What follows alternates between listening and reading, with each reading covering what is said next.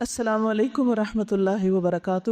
اہلا وسہلا ومرحبا، نحمده ونصلی علی رسولہ الکریم، اما بعد فاعوذ باللہ من الشیطان الرجیم، بسم اللہ الرحمن الرحیم، رب اشرح لی صدری ویسر لی امری واحلل عقدۃ من لسانی یفقہوا قولی۔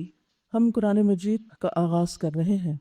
قرآن مجید اللہ سبحانہ و تعالیٰ کا کلام ہے، یہ کسی انسان کی بات نہیں، کسی فرشتے کا قول نہیں، کسی اور مخلوق کی بات نہیں، یہ اس کا کلام ہے جس نے مجھے اور آپ کو پیدا کیا ہے، جو سب سے بڑا ہے، جس کی بڑائی کا اظہار ہم دن میں کئی بار کرتے ہیں۔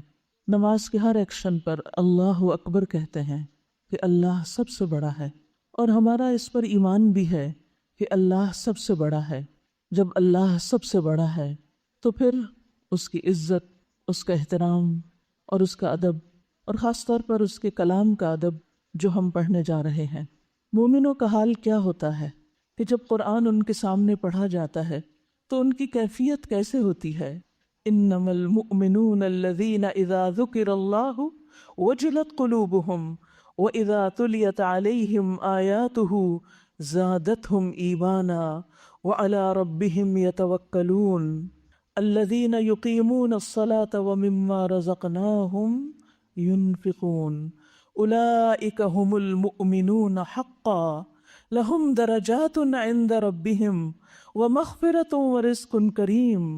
سچے مومن تو وہ ہیں کہ جب ان کے سامنے اللہ کا ذکر کیا جائے تو ان کے دل کانپ اٹھتے ہیں، ان کے دل کانپ اٹھتے ہیں۔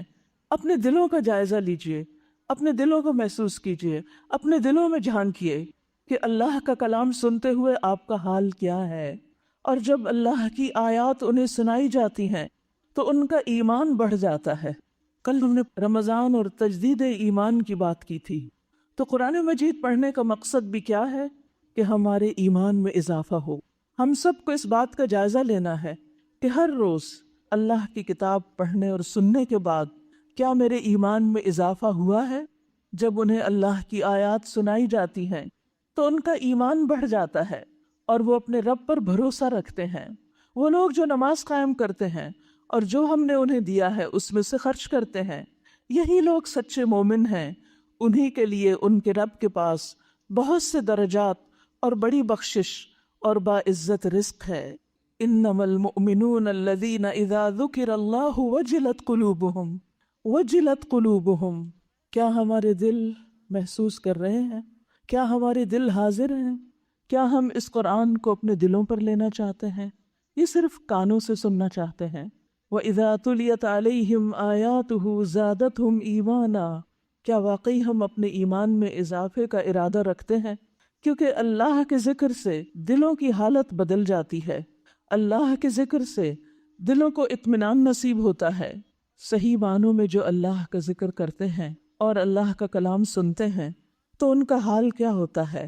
بعض لوگوں کے بارے میں یہ کہا جاتا ہے کہ جب ان کے سامنے اللہ سبحانہ وتعالیٰ کی آیات پڑھی جاتی تو وہ ان کا اتنا گہرا اثر لیتے، حتیٰ کہ بیمار پڑ جاتے، اور لوگ ان کی عیادت کیا کرتے تھے۔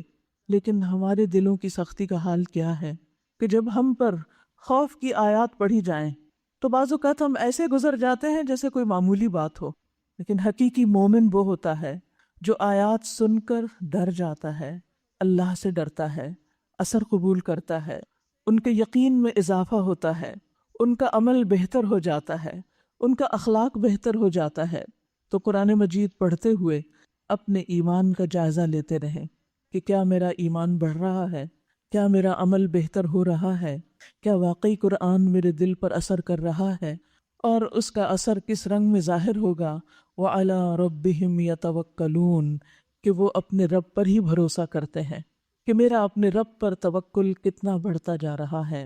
تو آئیے اس نیت، اس ارادے اور اس جذبے کے ساتھ قرآن مجید کھولتے ہیں۔ سب سے پہلے سورۃ الفاتحہ۔ سورۃ الفاتحہ سے قرآن کریم کا افتتاح ہو رہا ہے، اور یہ بھی کہا جاتا ہے کہ یہ سب سے پہلی مکمل سورت کی شکل میں نازل کی گئی تھی۔ قرآن مجید کی سب سے افضل سورت ہے۔ نبی صلی اللہ علیہ وسلم کسی سفر میں تھے تو ایک آدمی آپ کے پاس اترا۔ وہ کہتا ہے کہ نبی صلی اللہ علیہ وسلم نے اس کی طرف متوجہ ہو کر فرمایا کیا میں تمہیں قرآن کے افضل حصے کے بارے میں نہ بتاؤں؟ پھر آپ صلی اللہ علیہ وسلم نے اس پر الحمدللہ رب العالمین کی تلاوت کی۔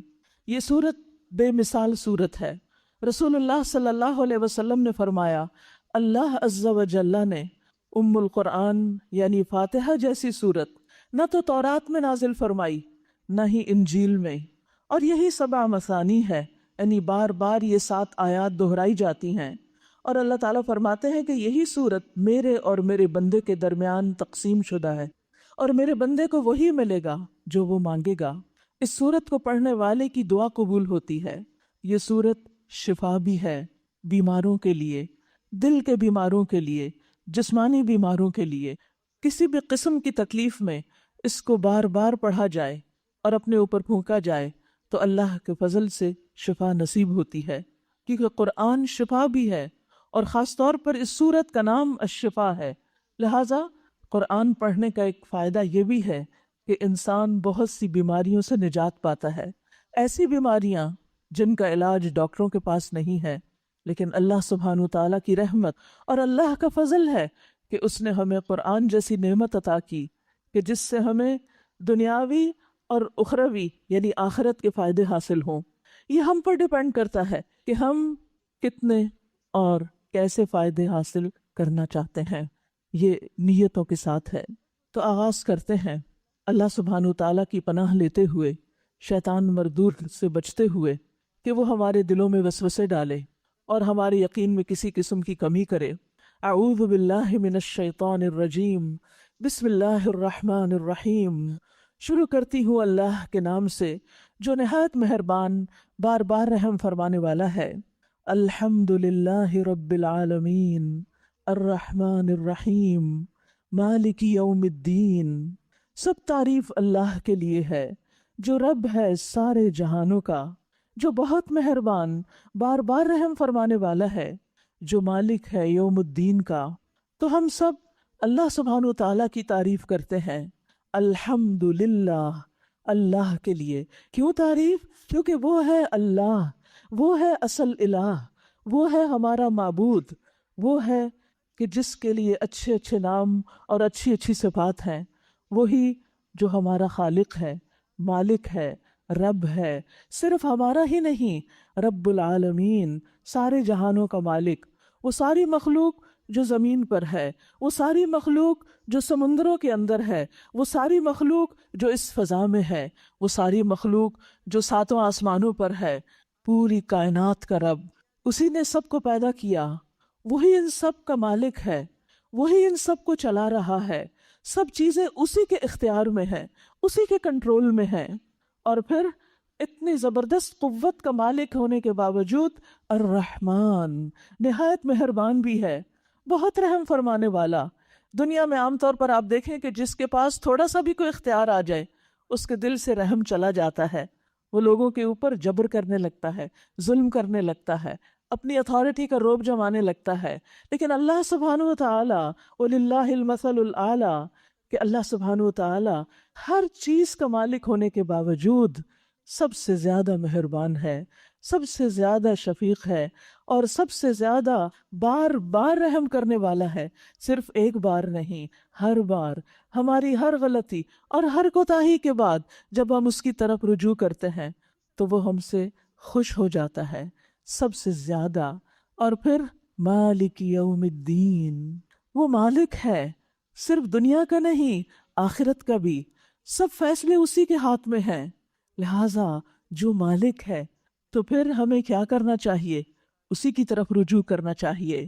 تو ہم ساری تعریفیں اسی کے لیے کرتے ہیں، کیونکہ اس نے ہمیں پیدا کیا، اس نے ہمیں رزق دیا، وہی ہمیں زندگی دینے والا ہے، ہماری موت بھی اسی کے ہاتھ میں ہے، اور ہم آئندہ مستقبل کی اچھی امید اور طمع بھی اسی سے رکھتے ہیں، اور پھر اسی سے ڈرتے بھی ہیں، اس دنیا میں بھی، اور خصوصاً ہم آخرت کے دن سے ڈرتے ہیں، اس دن کے حساب کتاب سے ڈرتے ہیں۔ لہٰذا ہم اللہ کی حمد و ثنا کرتے ہیں تاکہ وہ ہم سے راضی ہو جائے۔ اور یاد رکھیے اللہ سبحانہ وتعالیٰ کو اپنی حمد اور تعریف بہت پسند ہے، وہ پسند کرتا ہے کہ بندے اس کی تعریف کریں، اور وہی تعریف کے لائق ہے، اس سے بڑھ کر کوئی اور تعریف کے لائق نہیں۔ لیکن ہم ہم سب اپنے اوپر غور کریں کہ ہم اللہ سبحانہ تعالیٰ کی کتنی تعریف کرتے ہیں اور کس دل کے ساتھ کرتے ہیں اور کتنا شکر ادا کرتے ہیں۔ تو الحمد للہ رب العالمین الرحمن الرحیم مالک یوم الدین ایاک نعبد و ایاک نستعین۔ جب سب کچھ اسی کا ہے تو پھر عبادت کے لائق بھی وہی ہے، اس لیے ہم یہی کہتے ہیں کہ ایاک نعبد، صرف تیری ہی ہم عبادت کرتے ہیں۔ عبادت کیا ہے؟ عاجزی کے ساتھ اللہ کے سامنے جھک جانا، اپنے دل کے ساتھ، اپنے دماغ کے ساتھ، اپنے جسم کے ساتھ، اپنی ہر چیز کے ساتھ اپنے آپ کو اللہ کے سامنے کمزور سمجھنا، عاجز سمجھنا، بندہ سمجھنا، اور اس کے سامنے سجدے میں